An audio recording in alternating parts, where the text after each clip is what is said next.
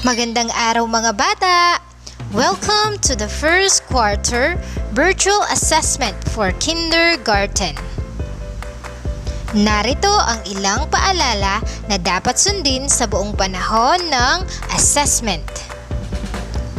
1. Ihanda ang mga gamit katulad ng lapis, papel at mga larawan ng check at X.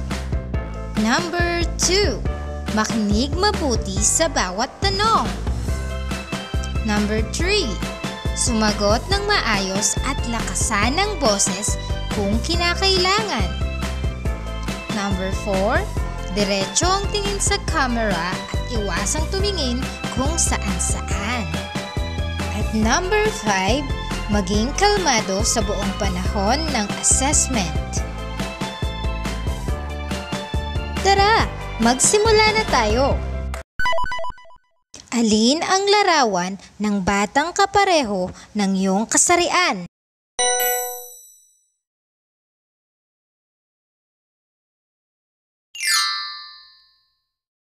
Piliin at sabihin ang mga akmang gamit ayon sa iyong kasarian.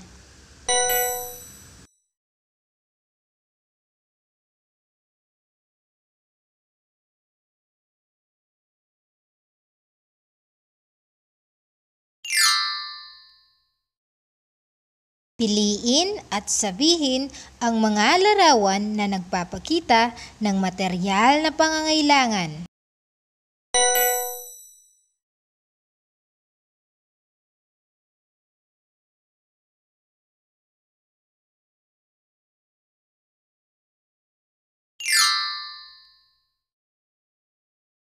Itaas ang check kung ang larawan ay nagpapakita ng tamang gawain sa paaralan at X naman kung hindi.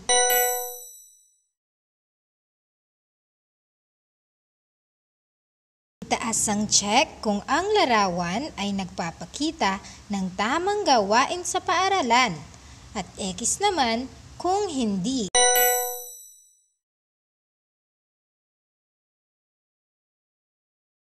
Itaas ang check kung ang larawan ay nagpapakita ng tamang gawain sa paaralan at X naman kung hindi. Piliin at sabihin ang mga larawan na nagpapakita ng mga kaya mong gawin.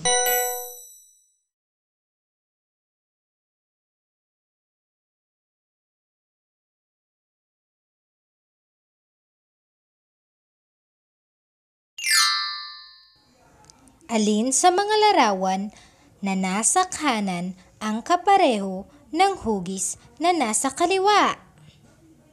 Alin ang kapareho ng bilog?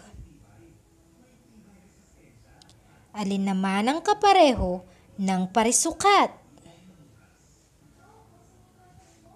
At alin ang kapareho ng tatsulok?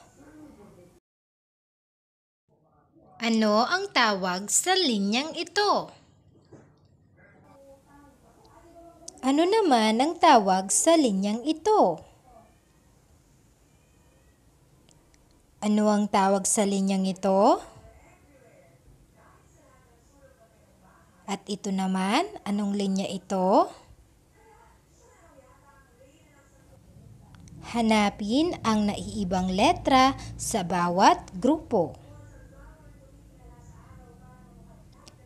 Hanapin naman ang naiibang bilang sa bawat grupo.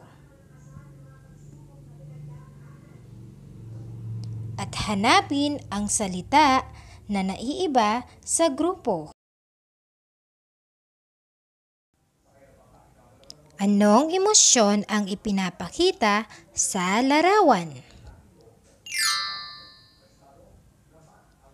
Anong emosyon naman ang ipinapakita sa larawang ito?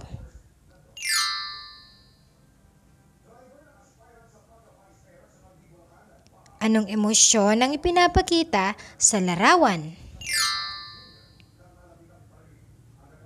At anong emosyon ang ipinapakita sa larawang ito? At ang panghuli, anong emosyon ang ipinapakita sa larawang ito? Hanapin ang magkatulad na letra sa bawat grupo. Hanapin naman ang magkatulad na bilang sa bawat grupo. Hanapin ang magkatulad na salita sa bawat grupo.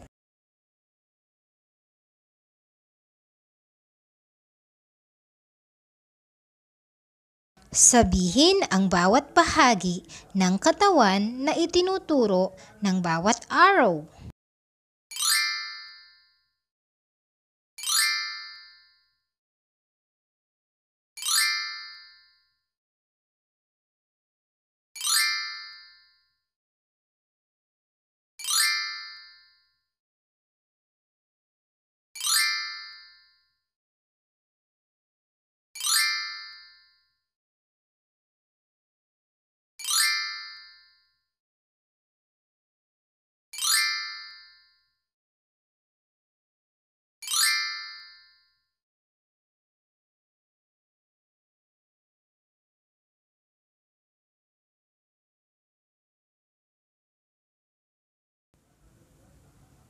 Anong bahagi ng katawan ang gamit sa larawan na ito? At ano naman ang bahagi ng katawan ang gamit sa larawang ito? Anong bahagi ng katawan ang gamit sa larawan na ito? Ano ang pandama na ginagamit upang makaamoy?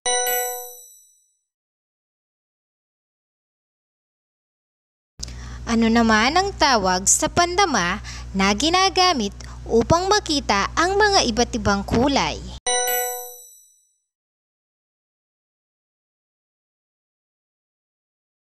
Ano ang pandama na ginagamit upang malaman natin ang mga bagay na malambot, matigas, mainit at malamig?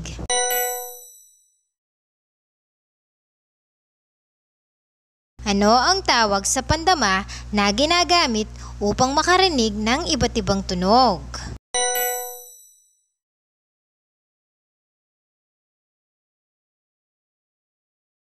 Ano ang ginagamit na pandama upang malasahan ang mga pagkain? Tingnan ang bawat larawan. Ilan ang bilang ng bawat bahagi ng katawan? Ilan ang ating ilong? At ilan naman ang ating mga kamay? At ilan ang ating mata? Bilangin ang mga bagay sa bawat grupo. Ilan ang pabango? Ilan naman ang mga cupcakes? At ilan naman ang mga pito?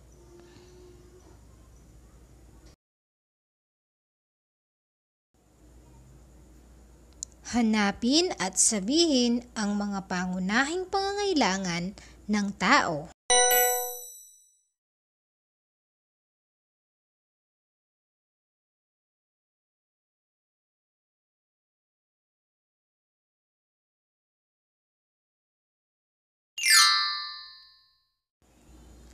Itaas ang check kung ang larawan ay nagpapakita ng pangangalaga ng katawan at X naman kung hindi. Itaas ang check kung ang larawan ay nagpapakita ng pangangalaga ng katawan at X naman kung hindi. Itaas ang check kung ang larawan ay nagpapakita ng pangangalaga ng katawan at X naman kung hindi. Itaas ang check kung ang larawan ay nagpapakita ng pangangalaga ng katawan, X naman kung hindi. Piliin at sabihin ang mga pagkaing nagpapalusog.